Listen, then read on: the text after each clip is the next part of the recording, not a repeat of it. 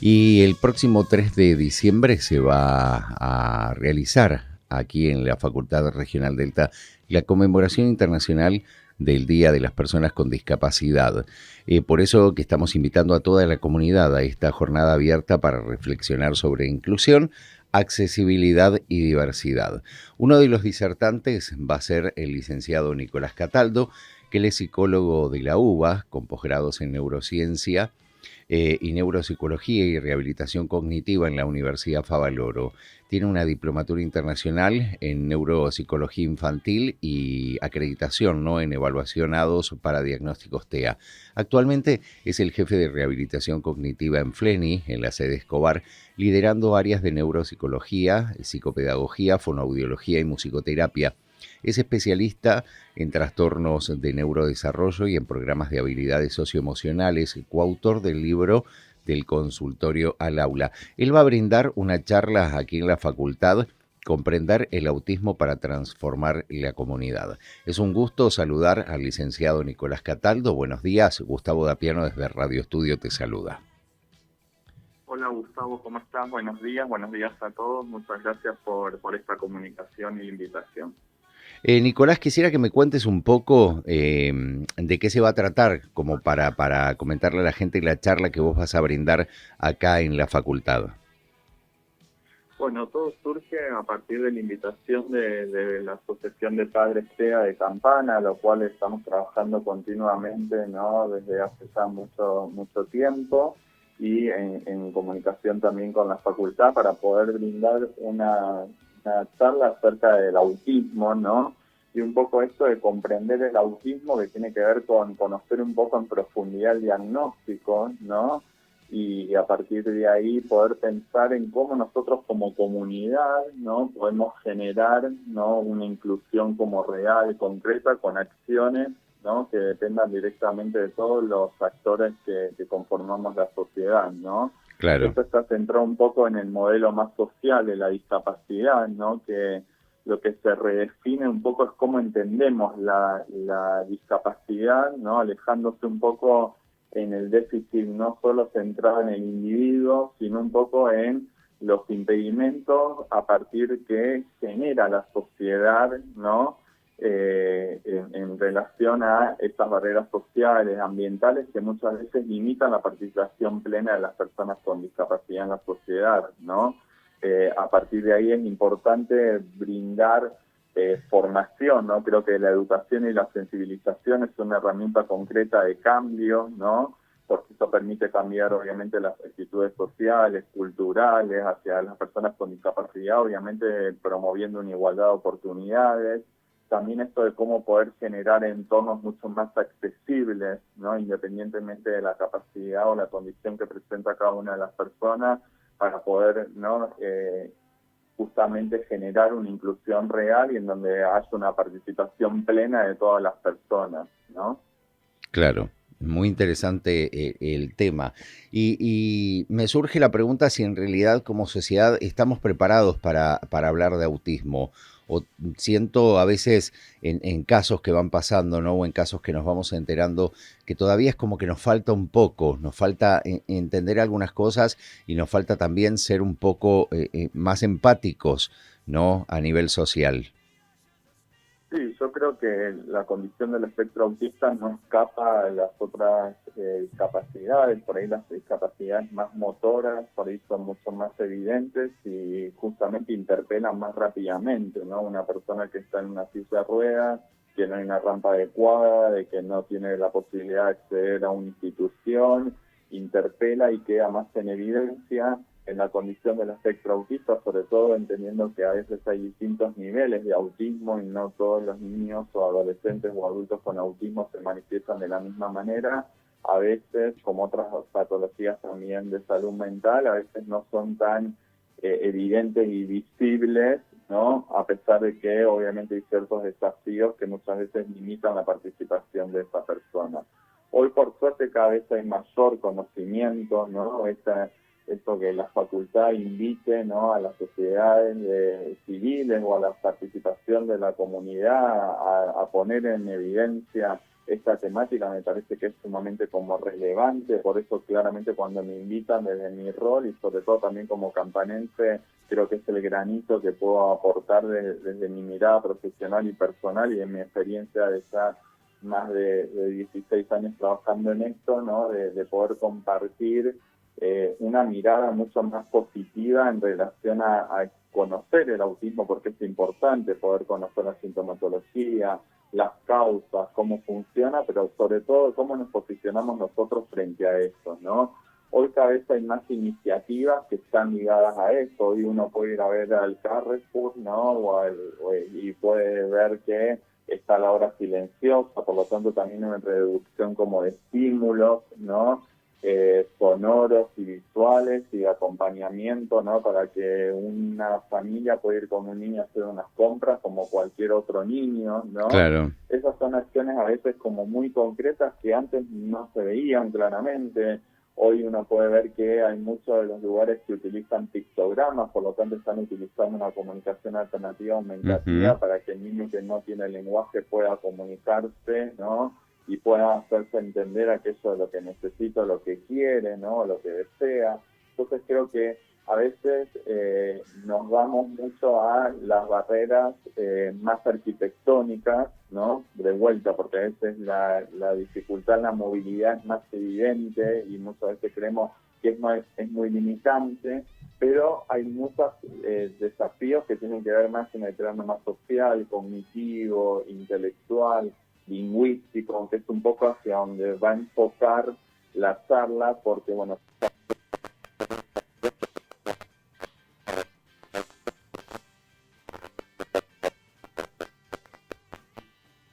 Claro. Vos sabés que yo me quedé porque en el último tiempo muchos adultos que tienen que ver con el espectáculo, algunos empezaron a manifestar que padecían, en este caso, autismo. Y vos hablabas también de sintomatología. ¿Cuál es la sintomatología o cuáles son las alarmas como para uno hacer realmente una consulta?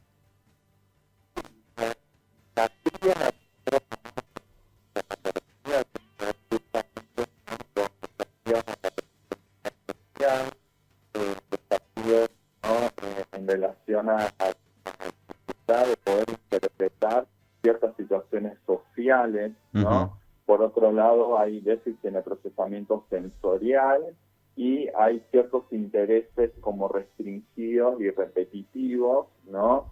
Que son restrictivos o restringidos en cuanto a la focalización, ¿no? Y en cuanto al poco poder compartir ese interés muchas veces como con otros, ¿no? Cuando hablamos de autismo, de vuelta, no todos los niños con diagnóstico, adolescentes o adultos, se comportan de la misma manera Claro, porque hay distintos niveles, hay chicos que tienen sintomatología más severa, hay chicos que tienen sintomatología más leve, hay chicos que tienen el déficit intelectual acompañante, es decir, además del autismo también tiene dificultades a nivel intelectual y cognitivo, hay niños que al contrario tienen un rendimiento incluso superior a lo esperable para su edad, hay niños que no desarrollan lenguaje y hay otros niños que desarrollan mucho lenguaje de manera formal, específico, incluso de muy temprana edad. Hay niños que no logran alfabetizar o hay niños que a los 3 años tienen hiperlexia y logran leer y escribir de manera autónoma, ¿no?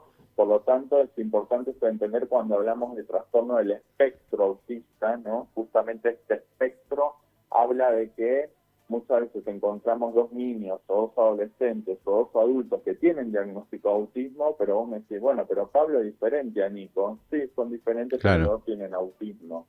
Y ahí radica la importancia de poder conocer este perfil único de cómo funciona ese niño, ese adolescente, ese adulto, porque a partir de ahí uno va a poder compensar los desafíos a partir de sus potencialidades o cómo el entorno puede disminuir justamente estas barreras sociales, cognitivas, ¿no? Lingüísticas, para favorecer una plena inclusión de ese niño, ese adolescente o ese adulto, ¿no? Porque a veces decimos, Claro, bueno, el niño, el mayor impacto que tiene es en el ámbito donde mayor se desenvuelve, que es el ámbito escolar, en donde pasa la escolar, mayoría de exacto. parte del tiempo. Pero eso es uno cuando participa en una actividad social o recreativa afuera, ¿no?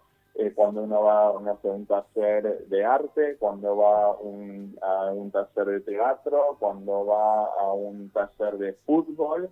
Bueno, ahí también se ponen en juego, ¿no?, desafíos, porque bueno, los chicos tienen con autismo tienen mucha inflexibilidad, muchas veces les cuesta permanecer en una actividad, les cuesta esperar como su turno, a veces no logran justamente registrar estas reglas implícitas que se dan en un intercambio con otro, y ahí es donde empiezan a aparecer como estos desajustes y el ambiente no logra ser como una lectura como adecuada, ¿no? Por eso es la importancia, ¿no?, de la sensibilización y la educación a la comunidad en general, y esto en contrapartida también con la importancia de poder realizar como diagnósticos tempranos, ¿no? Claro. Muchas veces, sobre todo nosotros yo soy psicólogo de base, pero me dediqué siempre a la neuropsicología, siempre, bueno, está esto de, bueno, etiquetar, poner como un nombre. Nosotros decimos que la importancia del diagnóstico lo que permite es poder conocer a ese niño en profundidad, porque de vuelta, más allá de que a veces la persona se queda, bueno, tiene un diagnóstico de autismo, no, ¿cómo funciona ese niño dentro de ese diagnóstico, no? Porque eso lo que le va a permitir es potenciar, mejorar su calidad de vida, que la familia logre encontrar herramientas adecuadas para poder acompañarlo, que el docente que está a cargo de ese grupo pueda comprender y generar los ajustes, acompañamiento y estrategias para poder tener justamente una escolarización lo más adecuada posible, Claro. ¿no? Por lo tanto, un diagnóstico organiza a ese niño y organiza el entorno que obviamente va a interactuar con ese niño durante toda la vida. Exactamente, exactamente. Creo que es un tema apasionante y nos acabas de dar una mini clase, Nicolás, con todo lo que nos estás comentando.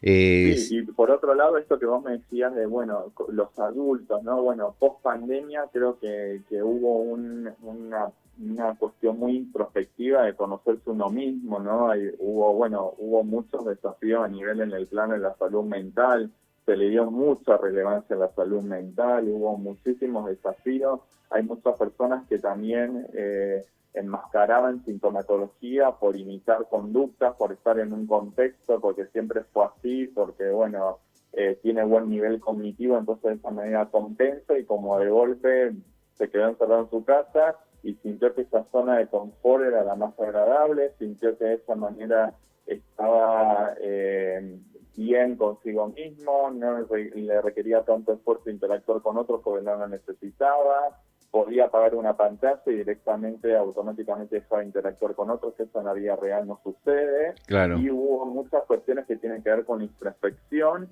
y la realidad es que el autismo nos va a interpelar porque cada vez hay mayor prevalencia, es decir, que la Organización Mundial de la Salud habla a nivel mundial 1 cada 100, en Estados Unidos en el 2020 ya el Centro para el Control y la Prevención de Enfermedades, el CDC, hablaba de 1/54, actualmente el año pasado ya bajó a 1 cada 20 y pico, ¿no? Por lo tanto, si uno claro, piensa 1 cada 20 y pico y uno piensa no soy nada matemático, por eso soy psicólogo, pero uno piensa en un aula, 30 chicos, por lo menos si va a haber esa prevalencia, 1 o 2 niños por aula van a tener un diagnóstico de condición del espectro autista. Entonces, claramente es importante poder conocer en profundidad, ¿no? La Asociación de Padres TEA hace un trabajo enorme justamente en línea a esto, ¿no? De no solo dar contención y acompañar a las familias en el proceso de diagnóstico y sobre todo en el proceso cuando después tenés un diagnóstico,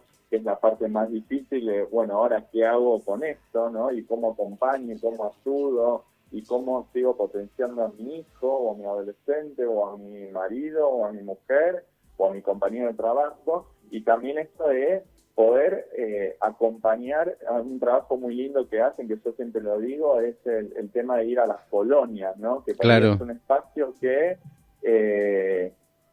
es importante que no solo el docente, porque a veces se piensa, bueno, tenemos que psicoeducar a los adultos, no, también a los pares, porque ese niño va a estar en el grupo con otros niños. Hoy por suerte los niños tienen otra cabeza, otra apertura, y la realidad es que ellos nos enseñan todo el tiempo, los niños a los adultos, porque no tienen prejuicios, porque siempre buscan la manera de poder acompañar. Los padres siempre dicen, no, fulanita es su acompañante terapéutico porque lo acompaña, lo espera, lo anticipa. O sea, claramente los chicos rápidamente los padres toman estrategias mucho más rápidas que los adultos, ¿no? Por Claro, eso es importante también poder acompañar a toda la comunidad como en general, ¿no? Obviamente con el nivel de conocimiento que en las distintas etapas cada uno, no es lo mismo educar a un docente que educar a un niño, pero sí es importante que cada uno desde su lugar pueda hacer ese ajuste, porque si un niño no lo invita al otro, si un niño no participa con el otro en una actividad escolar, si el otro no lo invita al recreo, si no lo invita a la casa, si no comparte un juego, si no lo acompaña cuando el otro se frustra, cuando el otro se enoja, cuando el otro no quiere hacer lo que el resto hace, y bueno, la realidad es que ahí también no se puede hacer una plena inclusión de ese niño, por más que claro. el docente que está a cargo Lo implemente quiera. todas las Sí, sí, herramientas sí. necesarias para que eso suceda. Sí, es un tema realmente muy, muy, muy amplio y es un tema del cual todos deberíamos tomar un poco más de conciencia muchas veces, ¿no? Yo creo que jugar un poco, como hablábamos ayer con los papás TEAs, de poder aprender a mirarlo el mundo con otros ojos, ¿no? Y eso nos daría un poco la libertad también como para poder acompañar. Nicolás, yo te quiero agradecer enormemente que hayas charlado con nosotros y sin duda el miércoles todos los que estemos en esa charla vamos a disfrutar mucho lo que nos puedas contar. Bien, bueno, nada, agradezco como enormemente este espacio. Me parece que también la comunicación social y a través además de una facultad y además una facultad pública, me parece que tienen mucha llegada a la comunidad en general y bueno, siempre el objetivo, uno tiene una responsabilidad cuando tiene, ¿no?, que comunicar en esto, ¿no? De que me parece que independientemente a nivel como profesional, que uno tiene formación, que uno trabajó muchos años sobre esto, que vio muchos niños, muchas familias y que ha transitado los distintos espacios, la importancia es esto de poder tener una sociedad como mucho más empática, ¿no? Ujú. En todo sentido, ¿no?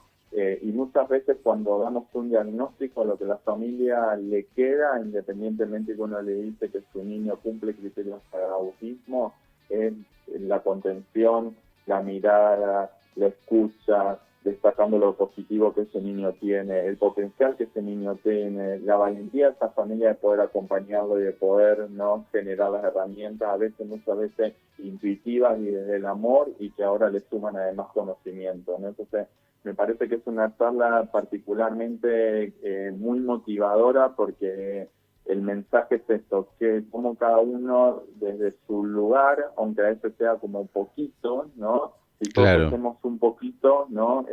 Esto es hacer mucho, ¿no? Y que una familia no se sienta exacto. juzgada, y que un niño no pueda participar de una actividad, de que un niño se quede encerrado como muchas veces ha pasado en su casa porque a todos los espacios donde va no puede insertarse, ¿no? Me parece que eso lo tenemos que romper y es responsabilidad de cada uno de nosotros para generar una sociedad como cada vez Claro. más justa y bueno, agradecer obviamente tu espacio, Gustavo, y tu amabilidad por generar este encuentro de esta charla y también a la Asociación de Padres TEA porque se comunicaron rápidamente conmigo entendiendo que yo podía brindar esta capacitación, así que esto me da un enorme orgullo porque me tuvieron en cuenta, una enorme responsabilidad por lo que implica comunicar, ¿no?, y transmitir un poco todo esto, y obviamente a la UTN por generar este encuentro, que bueno, no solo va a ser mi sala de autismo, sino también hay otras salas sobre, ¿no?, discapacidad, otro tipo de discapacidades, y también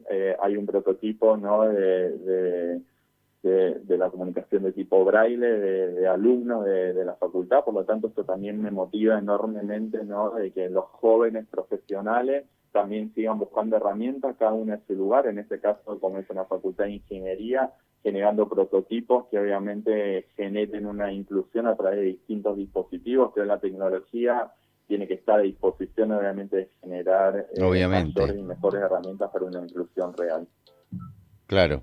Nicolás, te agradezco profundamente, te mando un gran abrazo y nos vemos el miércoles. Bueno, dale, perfecto. Gracias a todos y bueno, a todos los que nos están escuchando también. Muchas gracias. El próximo miércoles, entonces 3 de diciembre, nos vamos a juntar aquí de 18 a 20 en el aula magna, donde vamos a conmemorar el Día Internacional de las Personas con Discapacidad. Hablábamos en este caso con el licenciado Nicolás Cataldo, que va a ser uno de los disertantes en este Comprender el autismo para transformar la comunidad.